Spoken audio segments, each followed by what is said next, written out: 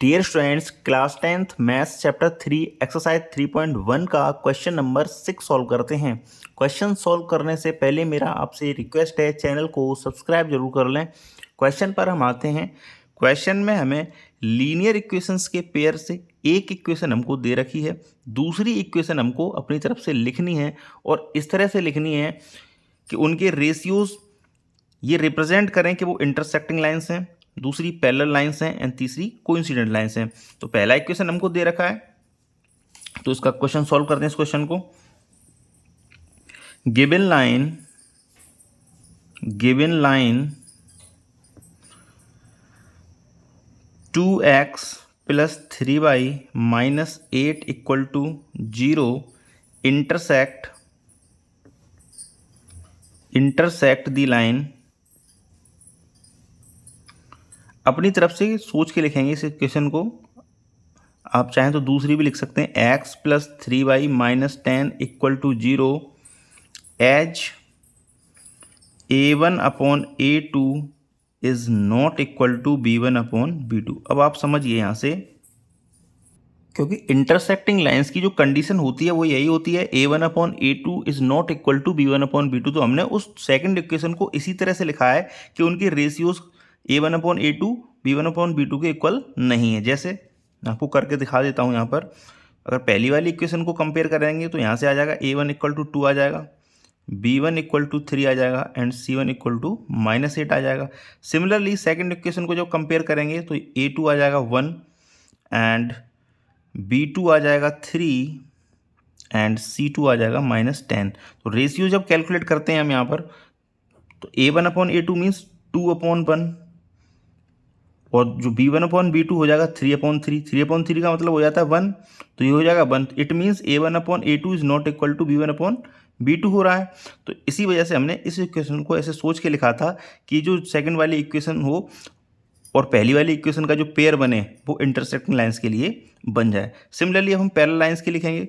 तो parallel lines की जो कंडीशन वो होती है, a1/a2 is equal to b1/b2 is not equal to c1/c2। Means हम इक्वेशन को सेकंड वाली को इस तरह से लिखेंगे कि रेशियोज a1/a2 एंड b1/b2 तो इक्वल हो जाएं, लेकिन c1/c2 इक्वल ना हो। तो इसकी इक्वेशन लिखते हैं हम। Given line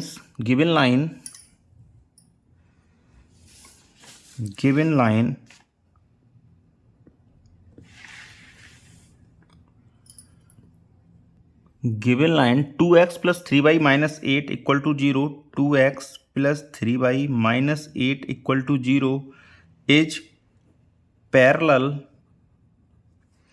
to 4x + 6y - 9 = 0 as a1/a2 is equal to b1/b2 but not equal to c1/c2।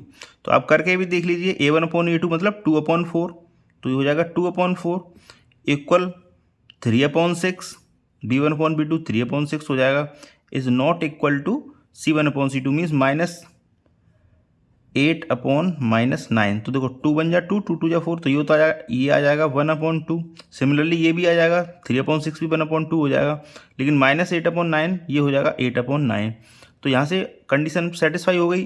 a1/a2 is equal to b1/b2 is not equal to c1/c2। तो हम बोल सकते हैं जो इक्वेशंस हैं वो पैरेलल लाइन की हैं। ऐसे जो थर्ड क्वेश्चन है इसका, उसको भी सॉल्व करते हैं। थर्ड क्वेश्चन में हमको कंडीशन सेटिस्फाई करनी है, वो करनी है कोइंसिडेंट लाइंस के लिए।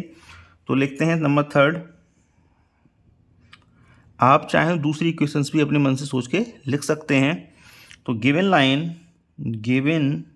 Line 2x + 3y - 8 2x + 3y - 8 = 0 is coincident to 4x + 6y - 16 = 0 as a1/a2 equal to b1/b2 equal to c1/c2। क्योंकि जो कोइंसिडेंट लाइन की जो कंडीशन होती है वो यही होती है, a1/a2 equal to b1/b2 equal to c1/c2। तो हमने सेकंड वाली इक्वेशन को अपने दिमाग से ऐसे सोच के लिखा है कि इसका ये रेशियोस इक्वल हो जाए। देखो कैसे, A1 मीन्स 2, A2 मीन्स 4, तो 2/4 हो गया ये, इक्वल टू 3/6 हो जाएगा, V1/V2 3/6 हो जाएगा, एंड C1/C2 हो जाएगा -8/-16। तो जब हम इनको सिंप्लीफाई करेंगे तो 2 बन जा 2, 2 2 जा 4, 3 बन जा 1, 3 2 जा 6, एंड माइनस से माइनस कैंसिल हो जाएगा, 8 बन जा 8, 8 2 जा 16। तो यहाँ से 1/2 इक्वल 1/2 इक्वल 1/2। तो जो रेशियोस आए हमारे वो आए A1/A2 equal to B1/B2 equal to C1/C2। तो इस तरह से हमने इस क्वेश्चन को सॉल्व कर दिया है। तो thank you very much for watching. Again आपसे रिक्वेस्ट है, चैनल को सब्सक्राइब जरूर कर लें। Thank you very much.